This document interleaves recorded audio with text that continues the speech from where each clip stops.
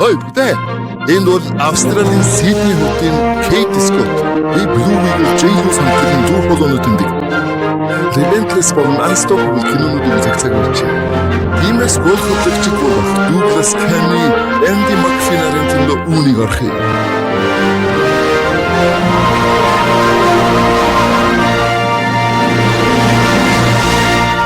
Чамбанё. Гүй бүгдээрээ энэ бол Relentless болсон Unstoppable-ийн дүү Kenny бөгөөд өнөөдөр би квант хөтөж хүүхэд өсвөр насныхны амьдралын дасгалжуулагч Aida James-тэй хамт байна. Сайн байна уу? Сайн байна уу дуграас? Чамайг үргэлж харах сайхан бай. Чамагч бас асандаа баяа байд. Та бас маш их хурам зориг өгсөн гайхалтай түүхтэй хүн юм. Маш их баярлалаа. Баяшаа. Химээ мэдхгүй хүмүүст хэрфээд Aida Los Angeles-аас гаралдаач уг нь Монголоос гаралтай. Тэр саяхан Andy McPhee-тэй уулзаж биднийг холбосон бөгөөд таныг RNU дээр байгаад бид маш их баяртай байна. За Aida чи юугаар албастай мэ гэдгээ бахан зэрэг янаач.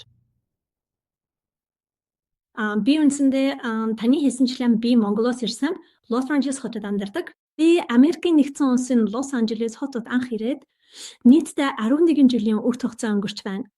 Сүүлийн 7 жилийн туршид би гипнозын эмчилгээний арга барил, хүний далд ухамсар болон ухаангүй оюун ухаан яг хэрхэн ажилдгийг маш нарийн гүнзгийрүүлэн судалж, өөрийн дотоод сэтгэлийн эдгэрэлтийн аялал дээр түүштэй ажиллаж исэн бөгөөд одоо мэргэжлийн гипноз заслын эмч болж хүүхэд болон өсвөр насныхан зориулсан амьдралын дасгалжуулагчдын тусгай хөтөлбөрт идэвхтэйгээр тусалцаа үзүүлэн ажиллаж байна. Химээ танд болон MD хоёртныг ижил синсби тэр нь дасгалжуулалт бөгөөд та хоёрын хоёусаа дасгалжуулалтаараа оосон гайхалтай хүмүүс нэржүүлсэн. Та ингэж өөрийнхөө хав тус мэд хөдөлгөсөж байна штэ. Миний юу хэлэх гээд байгаа ойгоож гэнэ үү? Их баярлалаа. За. Би чадах бүхнээ хийжээдэг. Химээ тэгэхээр таны сүнслэг хүмүүжил ямар байсан бэрэ? Миний бага насны сүнслэг хүмүүжил бол Эрдийн Эглжирийн Монгол айланхтай яг адилхан байсан. Бид нар 100% бүддийн шашныг бүрэн даргаж биш гэлээ. Бас өвөг дээдсээс уламжлагдаж исэн бөө мургал буюу шаманизм шүтдэг. Ямар нэгэн чухал зүйл тохиолдоход мэргэж төлөгчд биеэр учиж асуух асууж ямар нэгэн хэцүү асуудал гарвал үргэлж тийшээ хандаж цэвэрлэгөө авдаг байсан юм. Амьдрахын ямар ч асуух байсан. Би яг тийм л өвөрмөц урчин нөхцөлд өсөж торносон хүн байгаа юм. Буддийн шашин болон нууцлаг сүнслэг зүйлсэд гүнээ итгэдэг. Тэрхүү соёл уламжлалт дундал хүмүүжсэндээ. Тэгээд би бүр бага байхаас л яг тодорхой санааж байна. 5 настай байхад минь гайртай ээж маань гэрийнхээ гал тоогонд хоолоо хийгээд байжсэн тэр төр зураг санаанаас юр гардаггүй юм. Тэр хоол хийжсэн би ээжтэй очсон. Би дүүнээс би хэн бай гэж асуусан. Тэгээд ээж маань надад чи миний охин шүү дээ гэж хэлсэн.